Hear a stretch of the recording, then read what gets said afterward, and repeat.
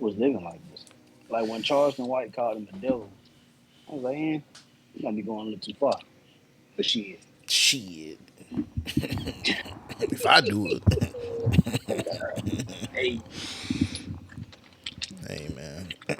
But yeah, you man. live by the look, the Bible say you live by the sword, you die by the sword, man. Hey, man. That's facts, man. Well, yeah, man. Back at it again.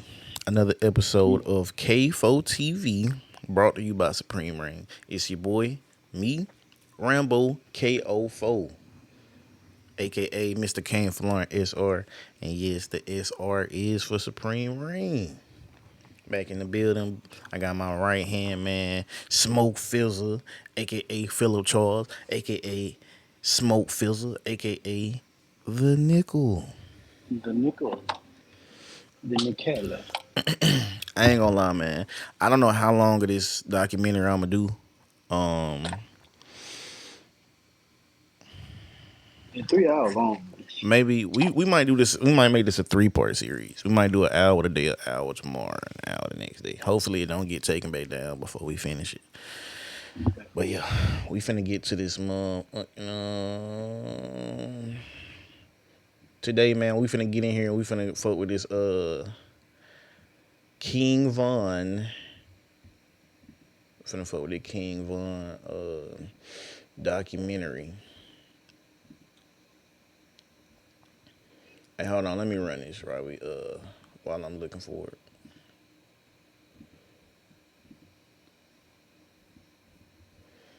It ain't playing. I wonder why. Why this shit ain't playing? Oh.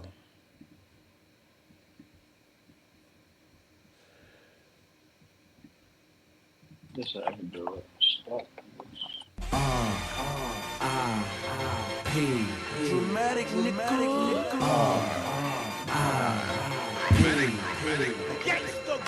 Picture the top on the six. Oops. Ninety-one. That was not supposed to happen that way.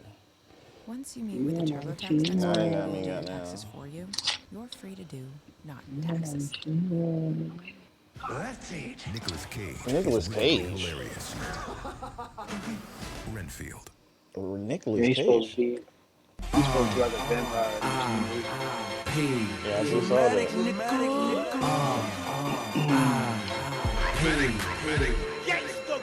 Picture the top on the 6 series going poof. It goes underneath, call it burying the roof. I keep it 100, don't worry about the proof. And I stay chipped up, don't worry about my tooth. Clark Kent flow, I just hurry in the booth. Come out so fly, you would think I had a cape on. Fresh Prince J's, I got the grips on. I keep killing shit till all the yellow tape's gone. I look like money, resemblance so striking. 28 for the AP, no Viking. Used to pedal that shit, nigga, no cycling. Had Dominican connects, I'm so diamond.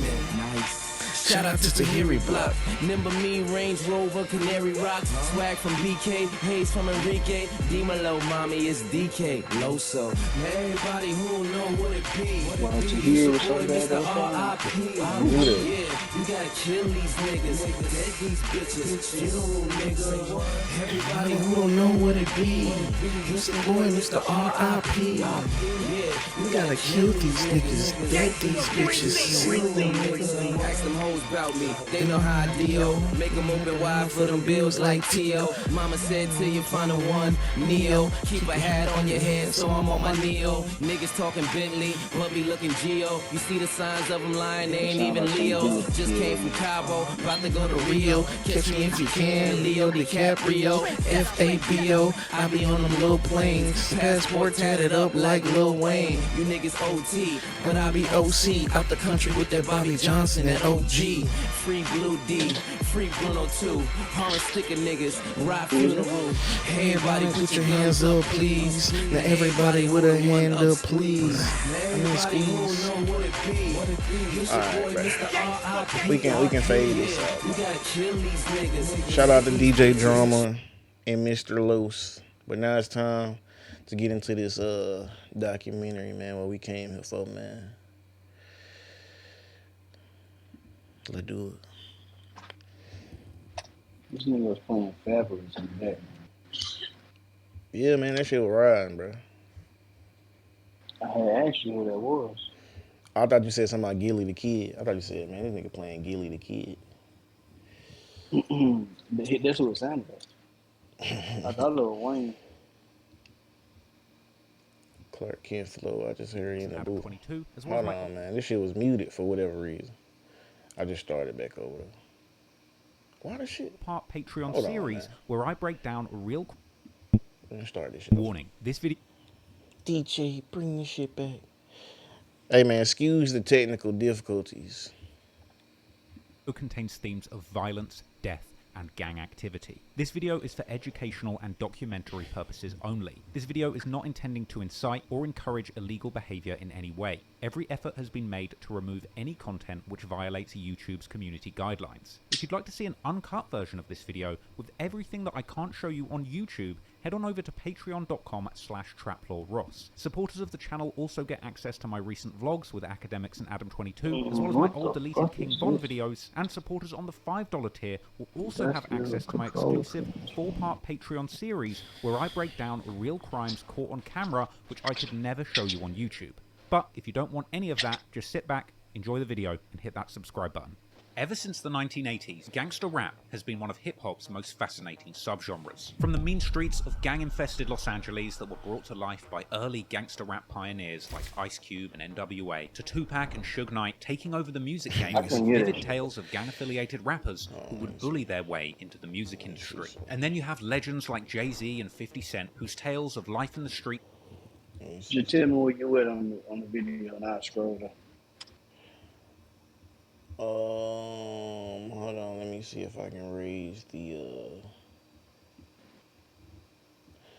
You probably not gonna be able to sync it to your Discord audio. I'm on 237. Alright, hold on, give me a second, because I'm trying to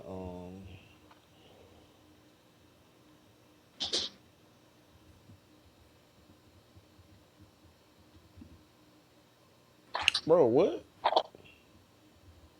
Why did it say? Oh, fuck, man.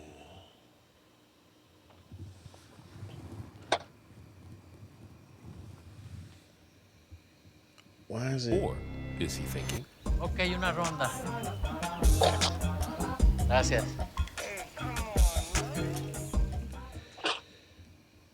Warning, this video contains themes of violence, death, and gang activity. This video is for educational and documentary purposes only. This video is not intending to incite or encourage illegal behavior in any way. Every effort has been made to remove any content which violates YouTube's community guidelines. If you'd like to see an uncut version of this video with everything that I can't show you on YouTube, head on over to patreon.com/traplawross. Yeah. Supporters of the channel also get access to my recent vlogs with Academics and Adam22, as well as my old deleted King Von videos, and supporters on the $5 tier will also have access to my exclusive 4-part Patreon series where I break down real crimes caught on camera which I could never show you on YouTube. But if you don't want any of that, just sit back, enjoy the video, and hit that subscribe button. Ever since the 1980s, gangster rap has been one of hip-hop's most fascinating subgenres. From the mean streets of gang-infested Los Angeles that were brought to life by early gangster rap pioneers like Ice Cube and NWA, to Tupac and Suge Knight taking over the music game with vivid tales of gang-affiliated rappers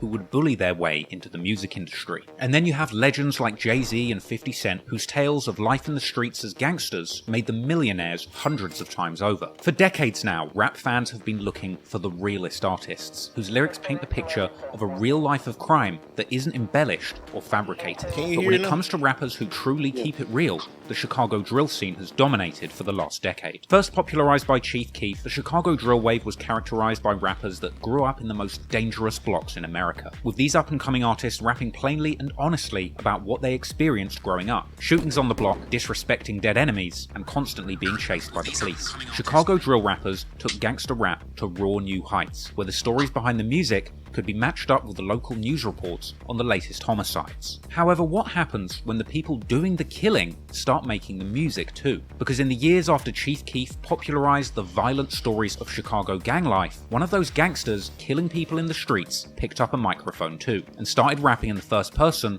from the perspective of the actual killer. King Von had a reputation in Chicago as a fearless killer before he'd even started rapping, and it's widely believed, based on the statements he made in his own songs, that Von himself could have killed as many as 7 people in his career as a gangbanger, with more murders even taking place after he got rich and famous, with it being rumoured that Von used his money and influence from the rap game to have old enemies in Chicago killed, and going on a journey which, in my opinion, takes him far beyond a street player who had to kill to survive in the mean streets of Chicago, because if King Von's tweets are anything to go by, he simply loved killing people. And the sheer amount of people that King Von allegedly played a role in killing has led to intense speculation as to whether he was a full-blown serial killer. A title which King Von's enemies even said that him and his friends took.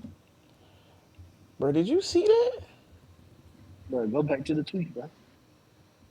The tweet? Are you talking about the shoot to kill for real? Talking about that shit? Yeah, right. Nigga said, man, I'm just trying to kill. This nigga said, man, me and Troy, man, we murdered for fun. Oh, no, I can't even. Okay, I guess I can't see it on the screen. That's really crazy, bro. And I can tell you about the people I killed, but that wouldn't make me a killer because killers don't talk about bodies. We do that shit on the side. This dude is crazy, bro. Easy.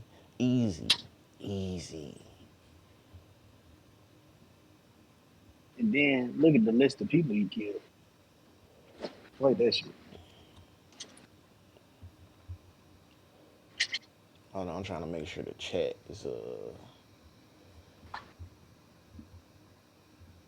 Man, hold on. How the fuck I do this shit? Cause I don't want this shit that big, bro. What? It ain't no way from the side. I can goddamn. Oh, I know what I gotta do. I'm tripping. I think.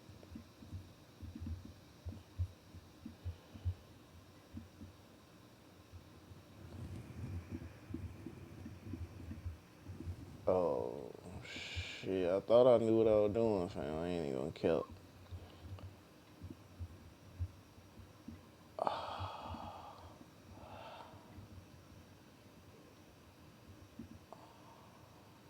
See what the fuck? No, bro. This guy stinks. I ain't even gonna cap, bro. I tried to do some shit to add my goddamn chat to the goddamn. Yeah, I ain't even gonna cap, bro. This ain't gonna work for me. Chat. You trying to do it live on stream. Of course it's not gonna work. Right. Shit. See, I don't want that there either. You know what? Fuck it, huh? How much could a baby cost me? 1 million? 2 million? Fuck it. Or anything to go by, he simply loved killing people. And the sheer amount of people that King Von allegedly played. Let me see. 1, 2, 3, 4, 5. This nigga went on a 5-player kill streak in the year 2012. Yeah. That's fucking crazy, bro. Yeah. And these niggas look grown. Some of these niggas look grown, fool. The 4th of April, the 8th of August, the 10th of 13th of October, the 30th. He caught 2 bodies in October. Real demon. Like, not even 2. Well, no, it's 2 weeks apart. I'm just saying, though, it don't even matter. It's the month of Halloween, bro. He was getting that shit right for the day of. You feel me? He met his quota before the day. Before the 31st. That nigga probably was, man. Ain't no telling what these niggas be into, bro. For real. Like, cause I don't think I ain't never heard a King Von song. You ain't never heard that crazy story? I ain't never heard a King Von song, bro. That's tough. I mean, I only heard one, and it was like 2-3 versions of the same song. So. Like when that nigga died, bro, it was so many niggas saying rest in peace, bro. I want to pull up every one of them tweets and shit and be like, you niggas support this? Nah, man. You know they way robbers, man.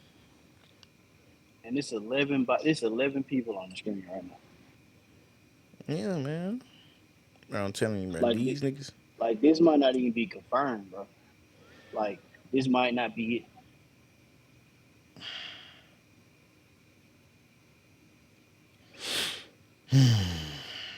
This is really wild, bro. I ain't even gonna Play this shit, man. Let's enter into the mind of a maniac. Hey, that used to be one of my favorite Boosie songs.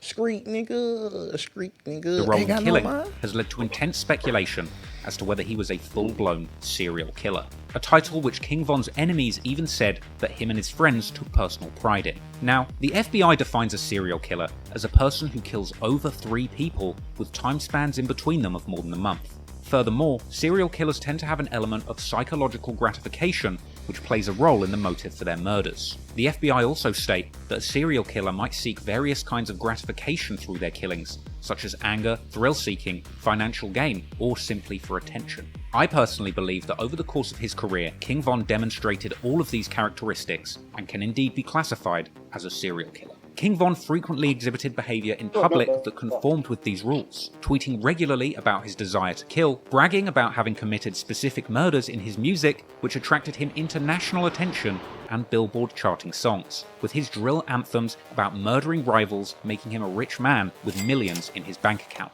The FBI also point out another characteristic of serial killers, specifically that their victims may all have something in common, for example, a demographic profile, appearance, gender, or race. And it would appear that King Von only killed young black men and women from the community he lived in. These were all people just like him, being born into a rundown part of Chicago and growing up with a lot of disadvantages. All that really separated Von from his victims were the fact that they were from a rival territory and he believed that nobody would miss them. King Von has officially been implicated in 4 murders, 2 where he was suspected of being involved, but the police didn't have enough evidence to charge, and 1 case where he narrowly received a not guilty verdict after a key witness disappeared and a co-defendant implicated himself. Another that he's accused of organising with 5 of his closest childhood friends, the shooting of rival rapper FBG Duck in broad daylight at a busy shopping district. Von will never face justice for, due to him losing his life only months before the feds would swoop in and arrest all 5 of his close friends. This particular murder would go down as one of the most brazen assassinations carried out in Chicago since the days of Al Capone. But in total, there's over 10 murders of which King Von has been connected to over the years, and nobody has looked into all of them in great detail until now. So today, we're going to take a closer look at the man, his past, and his career to find out once and for all if King Von really was the first serial killer in hip-hop history. He was in jail for 2 murders? Yeah, 1 murder and 2 attempts. 4 shooters and a hail of bullets. All of them was scatter bomb. All of them was scatter bomb. Police found several shell casings in this parking lot. King Von was bloodthirsty. He loved death. He loved killing. I got a lot of files. Just free, how many I think? King Von had a insatiable obsession with murder and violence. The shooting leaves 1 person dead, 4 others injured. Me? Hey, I know you. You ain't know me. I King Von probably would have been considered like a serial killer. They labeled the man a serial killer. Them. Can an 8,000-year-old herb really increase your T, lower your body fat, and maximize your bedroom performance? Clinical trials say absolutely. Over 3,000 testimonials from all over the world have been flooding in our inbox for Unzu's Testro X product, which contains the clinical dosage of 1 very special herb. An herb that's so powerful, drug companies want to keep it in the dark. This herb extract has been... Hey man, everybody can't be like you, bro. King Von, real name Davon Bennett, was born on August 9th, 1994 in Chicago, Illinois, growing up on West 78th and South Hermitage in an area known as Killer Ward, an area mainly affiliated with the Chicago gangs, the Gangster Disciples, and the Black P Stones. Von would attend Barton Elementary School in the area, but despite starting life as a fairly normal kid in Chicago, he would be subjected to the influence of gangbanging in his family home from a young age. His father was Walter E. Bennett, aka Silk, a well-known street dude from nearby Ada Park. Von was mainly raised by his mother, as his father was in and out of jail throughout his childhood. But Von's father was apparently a legend in the streets, with ties to the street gang, the Black Disciples. However, much like Von, despite the fearsome reputation he'd earned in the streets, it would ultimately be this proximity to gang life that would lead to his father's demise, as King Von's dad Silk was shot dead when Von was only 11 years old, apparently being targeted by a sniper outside of a skating rink, according to an interview with King Von's uncle. Rest in peace, King Von. Rest in peace, Silk. That's crazy. Like, I'm with Big Bro every day. My kill his daddy with a sniper rifle. This get deep, though. You know what I'm saying? Killed his daddy with a sniper rifle? Sniper. I hit him with a sniper rifle. They at the skating rink, but you know, that's another story. It seemed clear that King Von's father Silk was remembered as a legend of the block. However, coping with the loss of his father at such a young age clearly had a negative effect on the mindset of a young King Von. Buddy said a nigga done killed his daddy with a sniper rifle at the skating rink.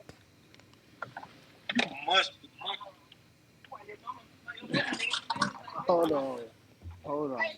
Hey, also change your shit to push to talk.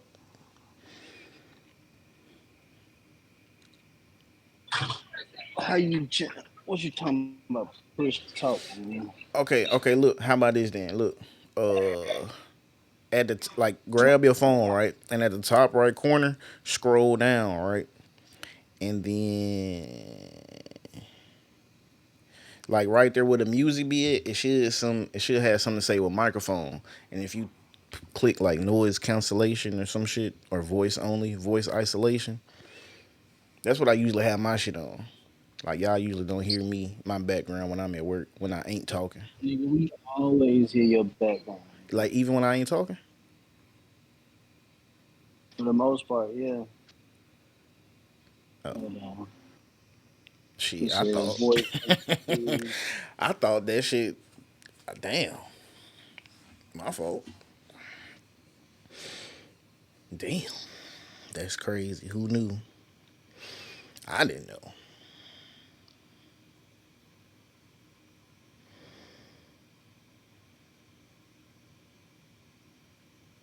Alright, bro. Like, I put it on push to talk, but I gotta push the damn screen or some shit? That's a good question. I don't know, bro. I could put noise suppression. I could put. What about now? Yeah, I don't hear nothing.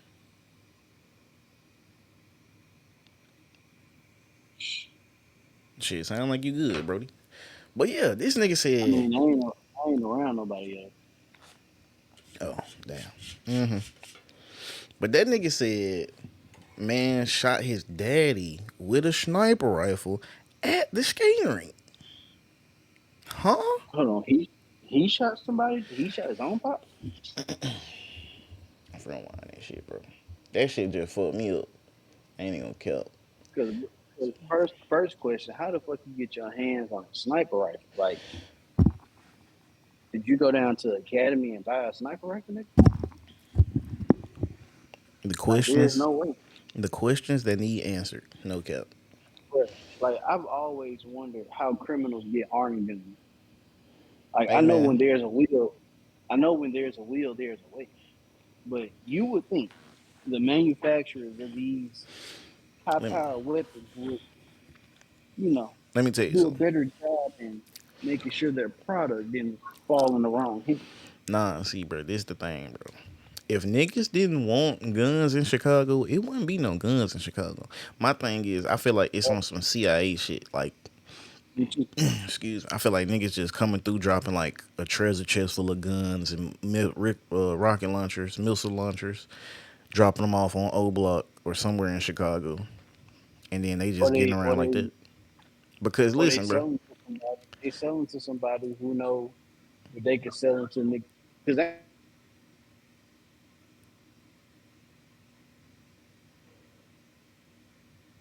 you just timed out, bro. I can't hear nothing you saying if you saying anything. Nigga ain't got no service. Pimpin' ain't no illusion. Bro, listen to this, bro. Rest in peace, Silk. Yeah, that's crazy. Like, I'm with Big Bro every day, my kill. He said this shit crazy. Motherfucker killed his daddy with a sniper rifle.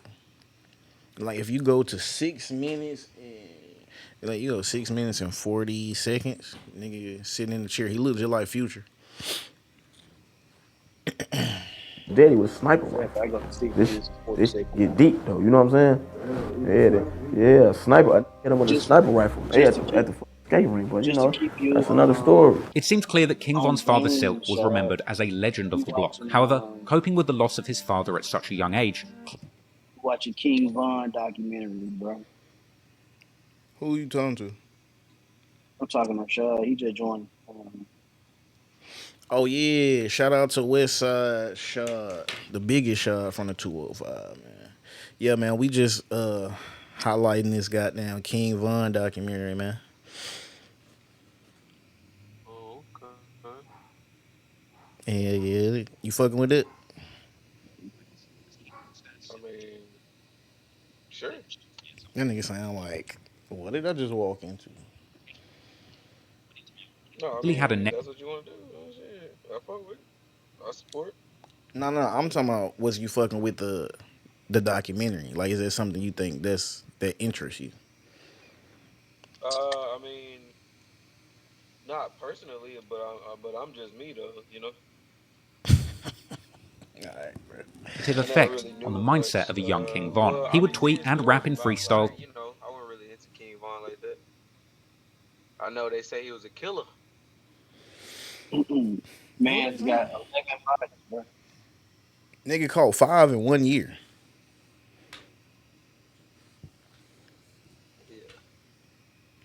Yeah, that guy. 2012 was crazy. Years later, they simply couldn't sleep after his father. All that beef was really just like, was that like most of the shit that be going on in Chicago right now was from between like 2010 and about 2015.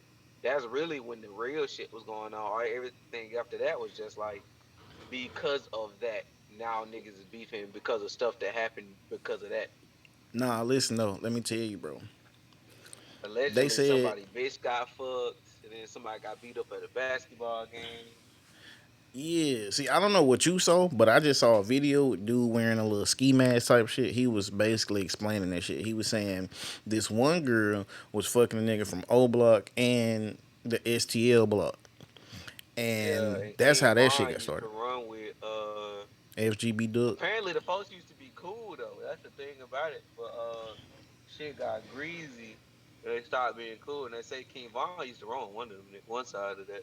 FBG Duck. They said him and the dude he killed last or got killed last was the nigga he used to be cool with. Yeah. And shit, if you like go back and see, I don't remember when it was or how long ago it was. I think it was a Chief Keef performance. He had everybody from Chicago on one stage. This was like when shit was first starting to heat up, bro. All them niggas that was on that stage eventually started beefing and shit like that. You get what I'm saying? Nothing, bro. Cause ain't no real money getting got. That's my thing about the whole Chicago beef shit. Ain't no money getting got for real. You feel me? Y'all niggas ain't really like some of them niggas making money. Some of them niggas popping off of rap music and stuff. But like outside of that, like I understand if a nigga come to your block trying to sell dope on your block or is trying to extort niggas on your block. You know what I'm saying? Yeah. Then we beef. Then we mad. Now you fucking up my money. But like, I heard a nigga got killed because a nigga got beat up at a basketball game. That I heard something like that happen too. That was one of the beats. But mind you, like fucking since 2015, like 400, 500 niggas and got killed out there. So it's like it's really hard to say, you know, this happened, because like most of that shit insignificant compared to this and this and you know what I'm saying? Like it shit just stack up. You can't even really say like, oh that shit's stupid because there's a lot of meaningless ass students out there, bitch. All right. I'm not watching the documentary right now. I'm not at the crib. I'm currently on my way home. I had some shit to talk to you about, bro, when I called you. but I remember what it was. So Said you do or you don't. I do. Oh, it was a slice. What's up? Oh no, we'll talk about it once he done doing that little bullshit. God damn, this some little bullshit now. I'm not saying this little. God Yeah, damn. that's what he said. God damn. This shit crazy. That's how they do you, bro. I wasn't trying to be like. Yeah, the real come out. The real come out. That's what he said. The real is back. The real is back. The real has arrived. Bro, oh man, I know. Listen to him. Listen to him. Now he making excuses. It be like that, man. Hey, bro, I'm with you to the end, bro. Oh shit. Nah, I'm finna. Like, what Hey, be, dude. like, I don't know, all that sneak dissing and shit. Like, y'all niggas be cousins and classmates in Chicago. Y'all niggas went to the same grade school. Y'all niggas was fucking the same bitch. That really be it, bro. These niggas put all their pennies together to buy some designer clothes just for they bitch to go fuck the op. And now they mad. Yeah. That nigga broke into his homeboy Uncle Crib, stole all that man guns, sold that man guns, put all them pennies together to buy 2 Gucci belts and a Nike Tech. Well, let's take it back to 2012. So yeah, 2 Gucci belts, some motherfucking shell toe Adidas. You bought some LV shades, bro. Some Hey, look though. shades and some Levi. You know what I'm saying? He feel like he dripping. He bought some Truies. He got some of them Truies on. And the lazy I'm ass just finna turn t-shirt. this nigga down. Death. Taking my daddy, I couldn't even go to sleep. And throughout his teenage years, he would post RIP tributes to his father on Twitter to commemorate his birthdays. Naturally, Von would follow in his father's footsteps, getting involved in local gang politics at a young age, with Von actually telling 16-shot and visuals in his very first interview that he got involved in the streets in 4th grade, eventually getting his hands on guns by the time he got to high school. You was out here toting pipes in 4th grade, like when you started? I probably had a BB gun or something. It wasn't that heck, like, it ain't get, I just been, you know, in the streets. That's awesome. I just like being outside. You know, one of the little boys that like sneaking out, just being outside all day, just doing bad. The gun, all that shit come to play to like what? Yeah, like late 8th grade or 7th, 8th grade when it really got to that point where you gotta hurt somebody or somebody trying to hurt you and you gotta protect yourself. Von would rap on the unreleased song Wait that he jumped off the porch, getting deeply involved in gang politics in 2006 when he was just 12 years old. Von would initially be a member of a local street crew affiliated with the Gangster Disciples called Killer Ward, being seen in numerous... What you said? What you said? I'm just trying to find out where your timestamp is. I see where you at. I looked on the Twitch. 8 minutes and 13 seconds.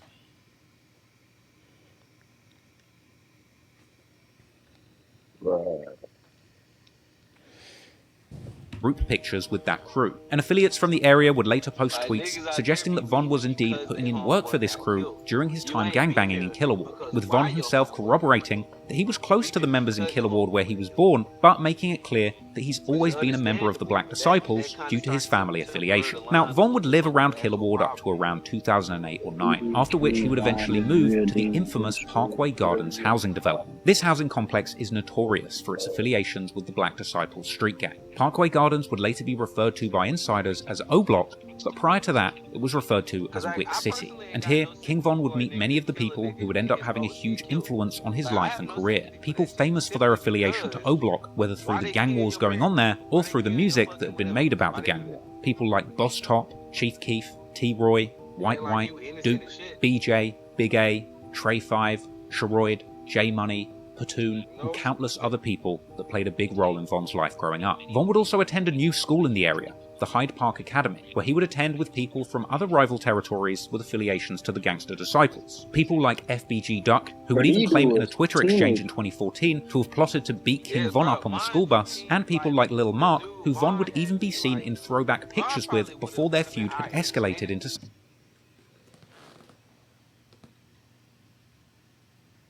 How old you think Von is? Or was? Huh? But he, How old you think Von? Wait, what year was Von born? You said what? Said what year was Von born? I don't know. I'm gonna have to get on Wikipedia, man. Damn, they didn't say it during the documentary. Shit, if they did, I missed it. I know he was born in the 90s. No, I don't think he was that old. Probably closer to the 2000s. But if he was rocking and doing all this shit in 2015, I mean that nigga. Nah, I think he had to be born in the 90s. Cause that means he had to be like 12. I'm pretty sure he got it.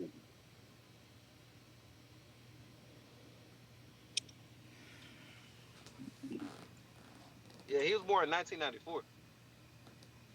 Oh damn. That nigga old as me. Mm-hmm.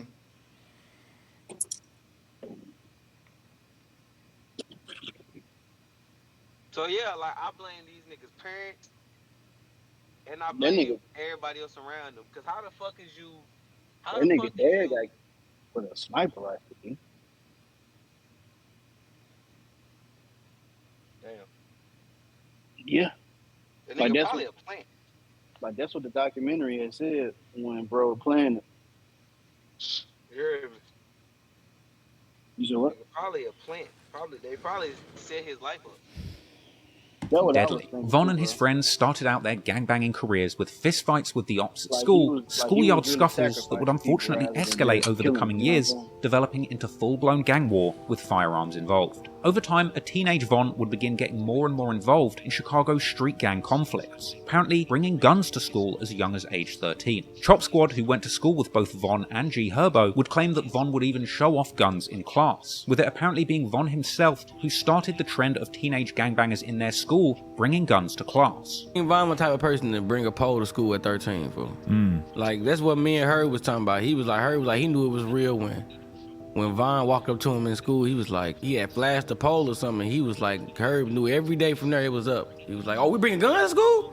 You know what I'm saying? Like, oh, it's on now. He's like, every day from there everybody brought guns to school. And he was like, Von was the one to start that off. In fact, G Herbo would even later rap about this on a collaboration with Von called FaceTime, saying that Von showed him a revolver in Yo, you freshman made it to that part of orientation, the video an yet? experience which led G Herbo to begin bringing guns to school. What part? The part where he was talking about how they brought tools to school, how he brought a gun to school. Yep. 10 minutes, 38 seconds. Himself too. Now, Yeah. King What, huh? Nothing. Somebody fucking called me, which I can't stand that. Cause Bro, you know, this nigga was a menace. He bringing the strap to prom.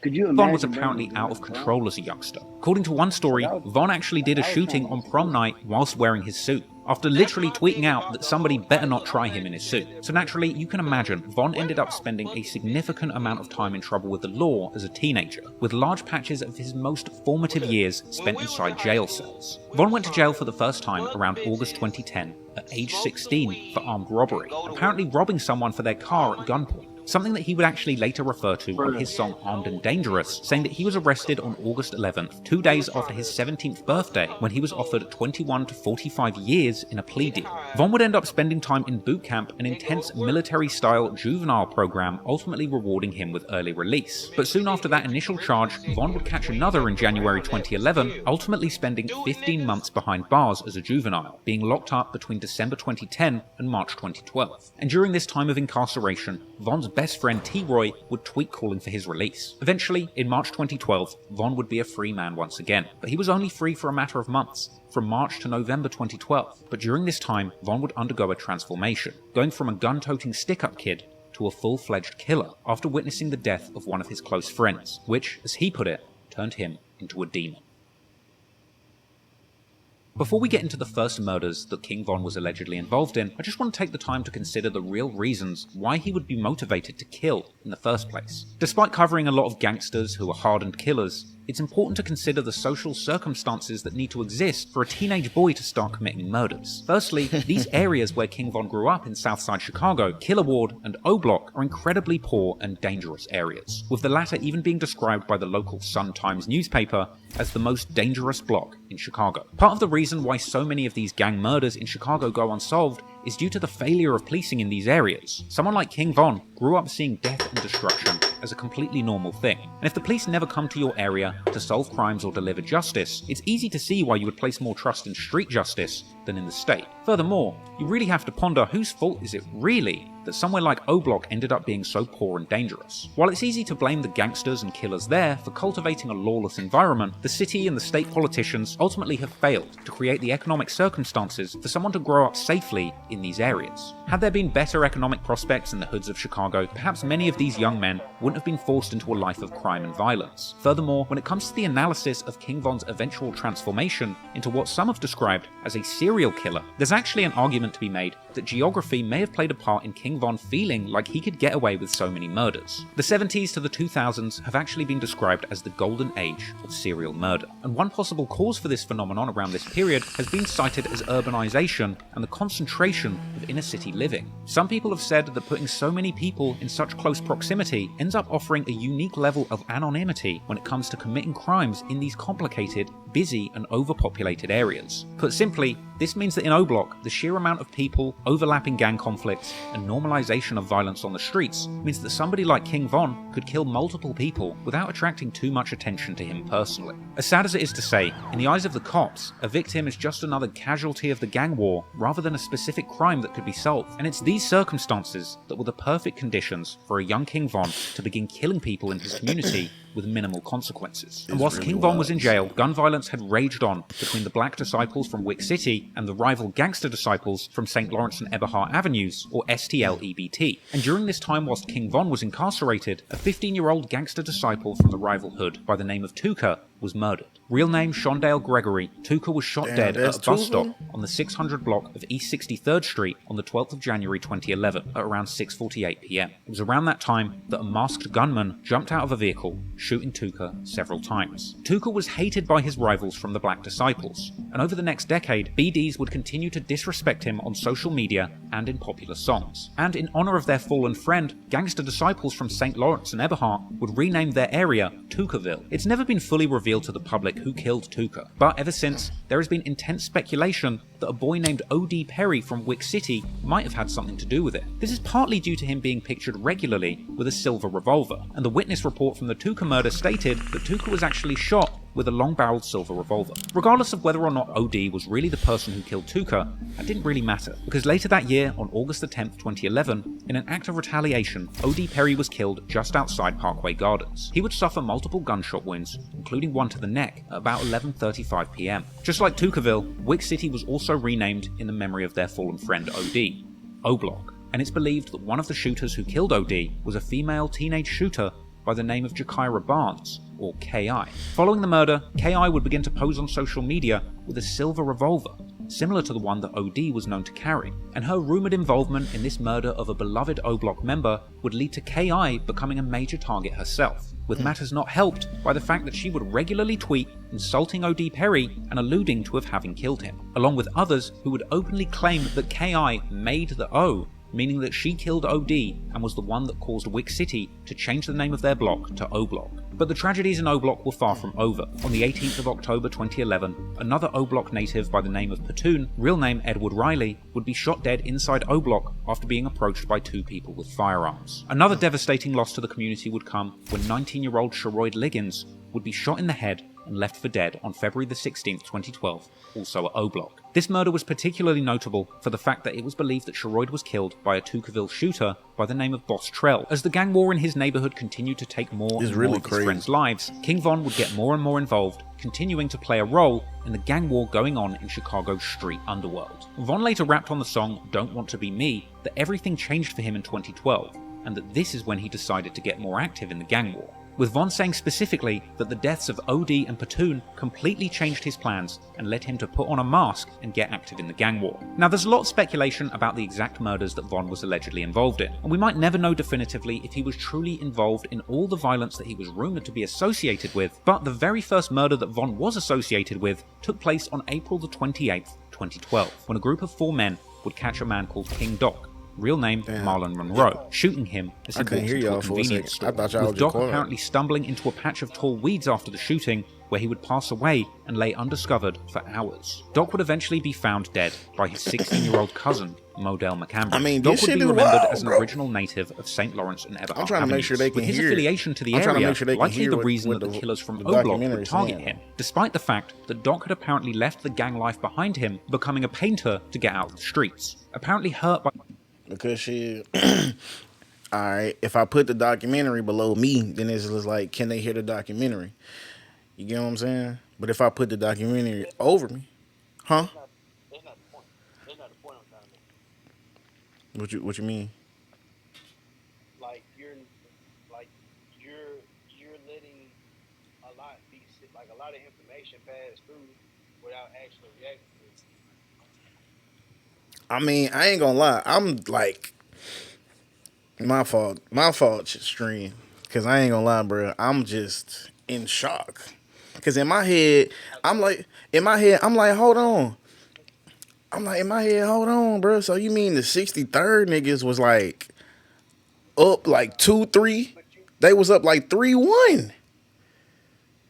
You're not saying that though. You're not saying that on stream. No, I'm saying I ain't, bro. I'm still processing all this information, bro. This shit is crazy, bro.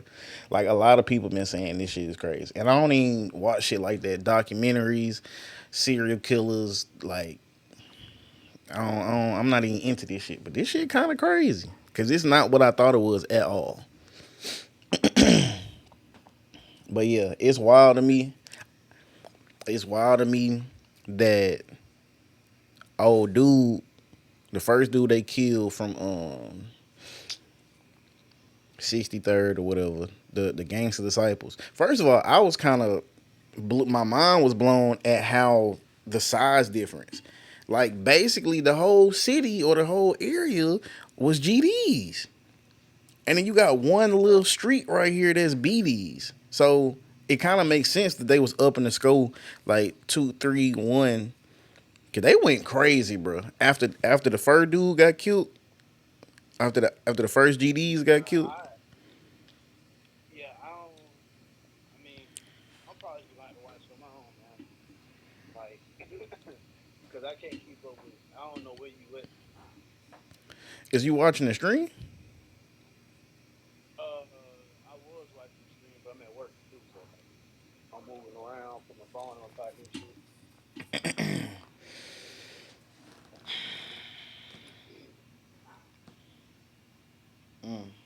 I'm at 17 minutes and 47 seconds right now. I think you ahead of me. Nah, I'm like 5 minutes behind because I actually been pausing that shit. Like, Well, man, I had to figure something out, man, because shit. I had to figure something out, man. Hold on, family. what I'm saying, what I wanted to react to was the fact that they said like how many unsolved murders happen over there, and they said it's due to failure of policing. But that don't even sound right to me. That part made sense to me when they said shit. The police don't come around, bro. So it's just like shit. If the police don't do shit, and the police more likely to fuck you over than to help you, you get what I'm saying? Then why would I call the police? You get what I'm saying? Why would I? You feel me? Assist them niggas, especially the code in the streets is you don't help them niggas at all. They got to get their own job done. So then they said the fact that everybody was so close together in proximity, you can't really tell who doing what. You get what I'm saying? So they were saying the police perspective was this is just another killing, a part of gang war. That, you feel me? They just took it up as, oh, this something else is going on with the gang thing, instead of taking every single murder as its own solo crime, its own individual crime. You say what?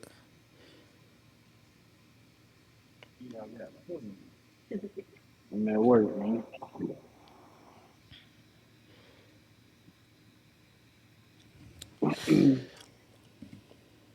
Man, we finna get down.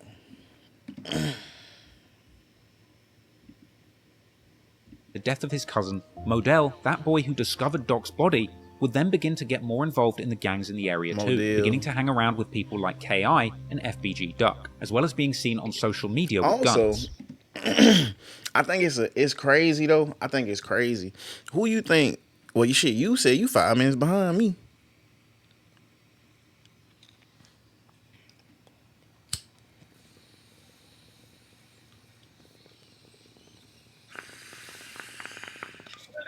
CBD break.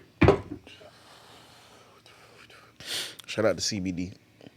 In fact, it's actually around this time that social media begins to play a bigger and bigger role in the gang war in Chicago. And during this time, King Von himself would become a prolific user of Twitter, beginning a flurry of activity on the platform after signing up in June 2012, and going on to tweet constantly about his activities in the streets, seemingly with no fear about incriminating himself. Von would openly claim to be drilling in the name of O.D. Perry. He would say that he was like Phineas and Ferb in the streets with his best friend and fellow O-Block shooter T-Roy, warning ops not to diss them, claiming to shoot people like it's nothing. He would tweet that he's been drilling from young and even wants to kill cops too. He would say outright that he will whack people. He would regularly diss numerous rival hoods and gangs, and be claiming to be paranoid due to having so many people trying to kill him. Von claimed on Twitter to get so enraged whenever he hears the name Tuka or St. Lawrence that his trigger finger just starts itching. But during this time that Von was tweeting openly about all the crimes that he was willing to do in the streets, these crimes would continue to play out. On August the 7th, 2012, Von would make a tweet saying that homicide is in the air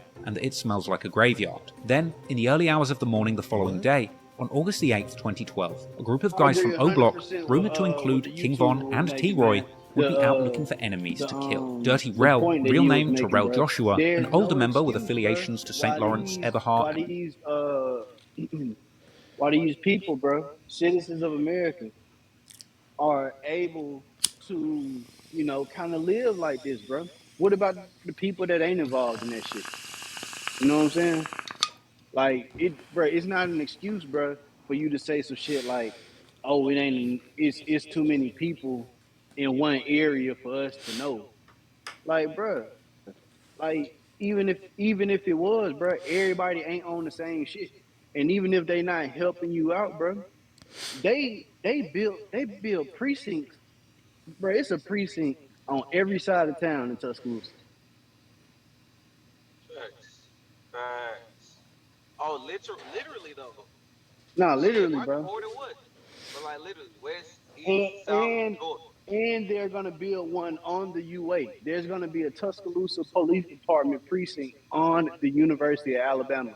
Not to not talk about the fact that they got their own headquarters. They got like 4 or 5 different buildings where they can dispatch police from. You feel what I'm saying? It's the same way, same way in Nashville. Every part of the hood, you gonna see a precinct. You see what I'm saying? So it ain't no motherfucking. I ain't saying you can stop all crime. I don't believe that, because crime exists where job opportunities don't. You know what I'm saying? Like real job opportunities, like niggas real deal, like able to support their family type shit. Like all I said, Tuscaloosa wise, like they would have made them niggas prove that shit in the rap songs. That's the thing about Tuscaloosa. Man, Like TPD would have made them niggas prove that shit. Oh, y'all got guns and y'all ready to beat the block up? All right, we about to raid your crib.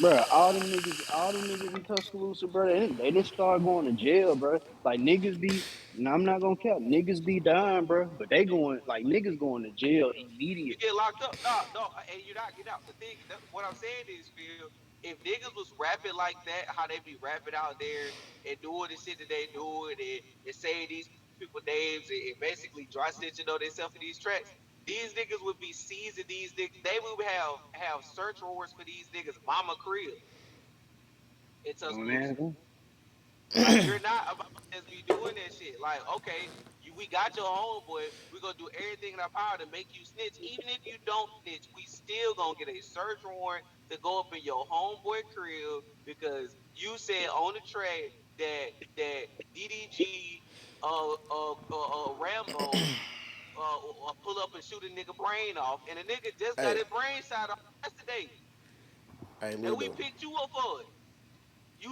We know you don't go nowhere by yourself because you a bitch. Tuscaloosa PD, they probably like, Hey, Ludo. Tuscaloosa. So what are we yeah, doing right now? Like, are we no, reacting what? to the video, or are we like creating a dialogue around the video? Because if we creating a You gotta dialogue listen to around the context, bro. I video, think we I'm can like, create the dialogue, bro. No, what I'm saying is, bro, is that like, first of all, reacting to the video would actually mean us talking about the video as it's playing. That's not really happening. So what I'm saying is that I'm trying to make this relevant to me. Like, what is my experiences and what are the experiences of the people that are being talked about on this, you know what I'm saying, on this documentary. And I'm hearing that the reason why O Block was able, why people were able to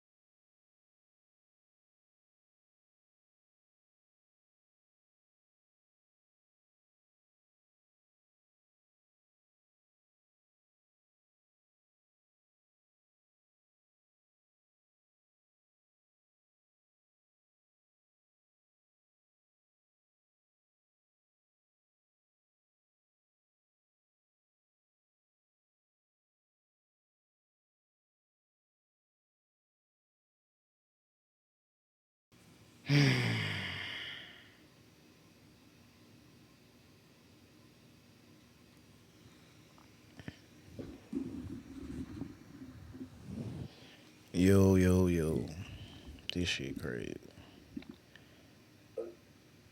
jumped on. I was trying to say back.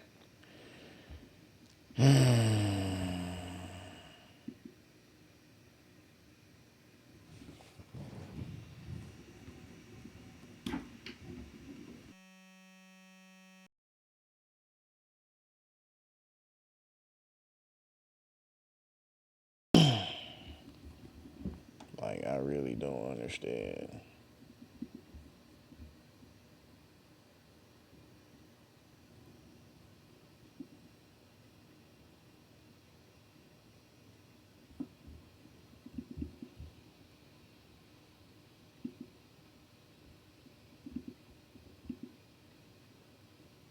I need to know what's going on. Watching it. I'm watching it, That's and I'm like, that's why I'm responding to what you said, because I'm assuming you're saying that based off of what you saw or what the white dude said. yeah, yeah. And I was saying to that point.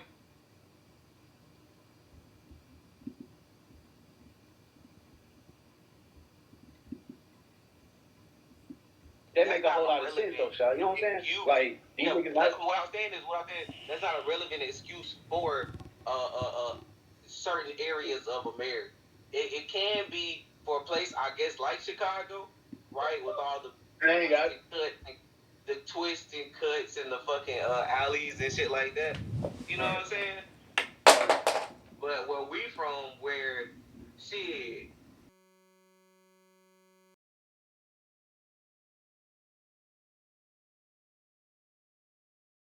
This bitch was.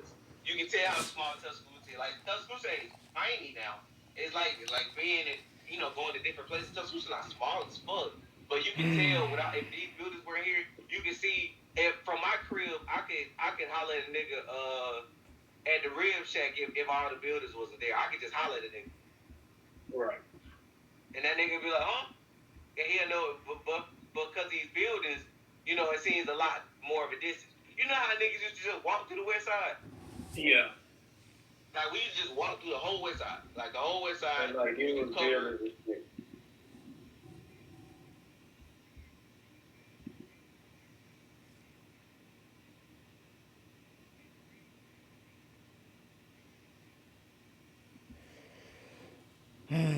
As tall as fucking 20 of them. Yeah. The projects and shit.